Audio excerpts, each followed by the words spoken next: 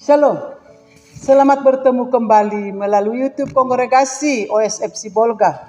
Kami sampaikan salam sukacita dan damai sejahtera dari Tuhan kita Yesus Kristus kepada semua yang aktif mendengarkan renungan ini. Semoga kita selalu mengalami sukacita, bahagia, dan damai sejahtera. Marilah kita awali renungan ini dengan berdoa. Dalam nama Bapa dan Putra dan Roh Kudus. Amin.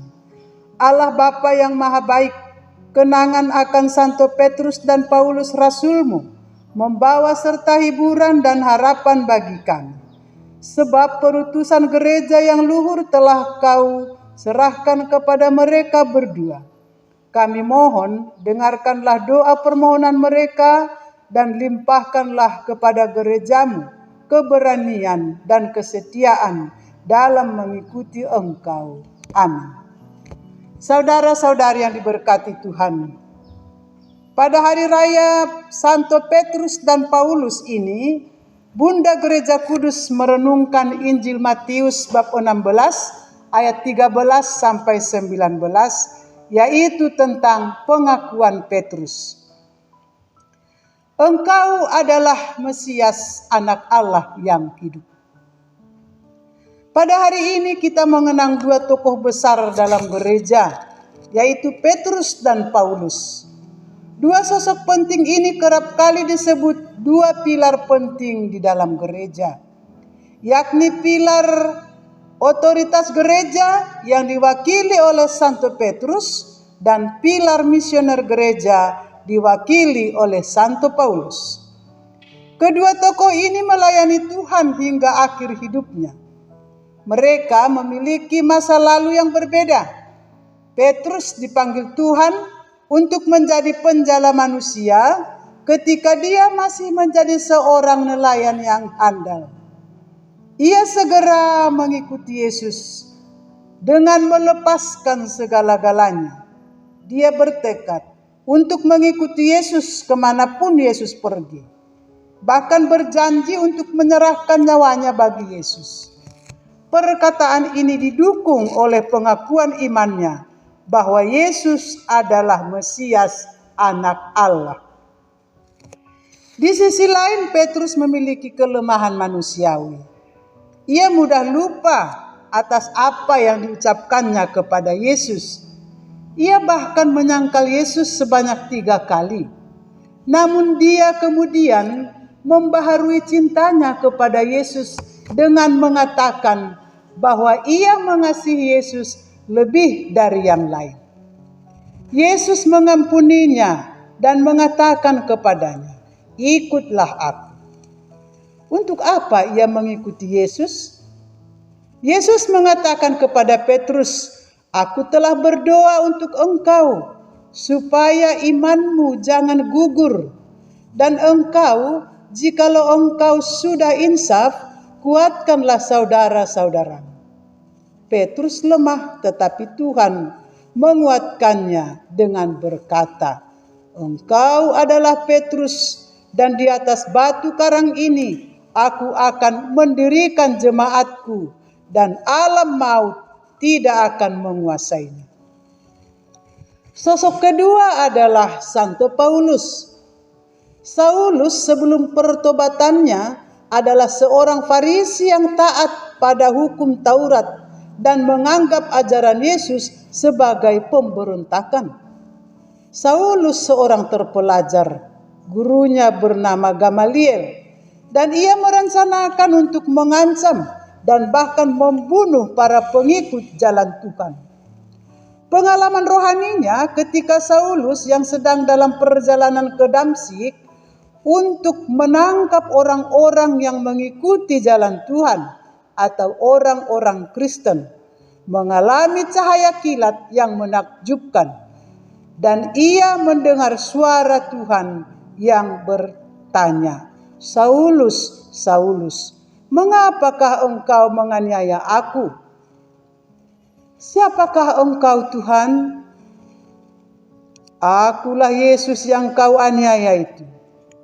Saulus mendengar suara namun tidak melihat Yesus.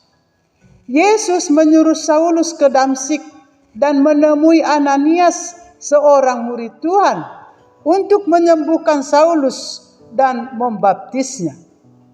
Saulus berubah nama menjadi Paulus.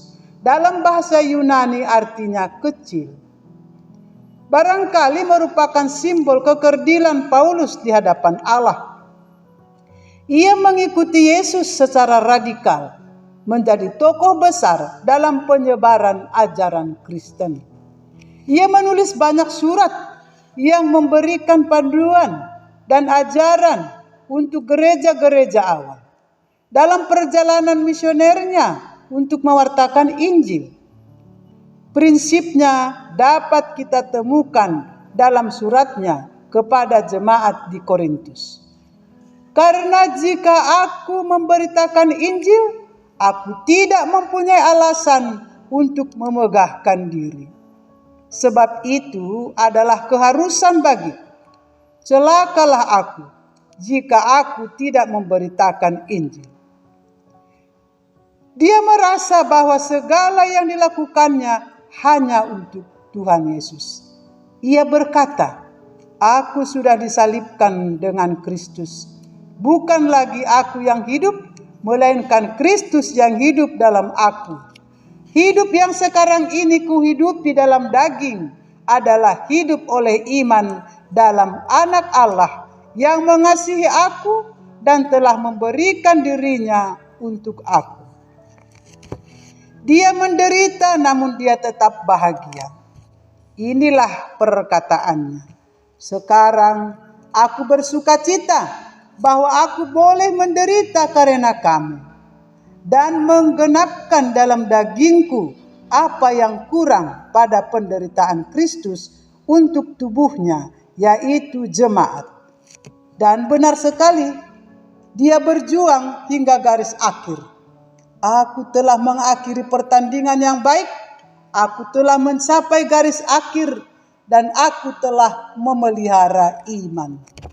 Saudara-saudari yang diberkati Tuhan, kedua sosok yang menjadi pilar utama di dalam gereja yang hidup, mereka memiliki keunikan masing-masing, kelebihan dan kekurangan, tetapi Tuhan selalu memberi energi ilahi kepada mereka. Mereka berdua akhirnya mencapai garis akhir dengan wafat sebagai martir. Simon Petrus atau Simon si batu karang tidak tergoyahkan. Bukan berarti ia tidak memiliki kekurangan. Dia adalah orang yang terakhir yang meninggalkan Yesus dan orang pertama yang menyangkalnya. Yang tidak tergoyahkan di dalam dirinya adalah imannya, yang tidak berasal dari Allah dan daging, tetapi dari Bapa surgawi. Oleh karena itu ia diberi kunci kerajaan surga. Atribut otoritasnya dan para penerusnya yang ditakdirkan untuk menjaga gereja di jalan kebenaran dan kesatuan. Sosok Paulus tetaplah penting. Ia diperlukan untuk mempertahankan Roh Kudus di dalam gereja yang terus mentransformasi dunia. Sebagaimana Petrus dan Paulus meninggalkan manusia lamanya dan menjadi manusia baru, siap untuk menjadi pewarta Injil. Kita pun dipanggil untuk mengikuti jejak Kristus dan mewartakan Injil melalui kesaksian hidup kita sehari-hari. Tuhan menganugerahkan energi ilahinya kepada kita. Amin. Marilah kita berdoa. Bapa yang bertahta dalam kerajaan surga, curahkanlah roh-Mu kepada umat-Mu yang masih berziarah dalam dunia ini. Bimbinglah kami dengan Roh Kudus-Mu agar kami mampu menjadi pewarta Injil-Mu sebagaimana diteladankan oleh Santo Petrus dan Paulus. Amin. Dalam nama Bapa dan Putra dan Roh Kudus. Amin. Salam. Tuhan memberkati.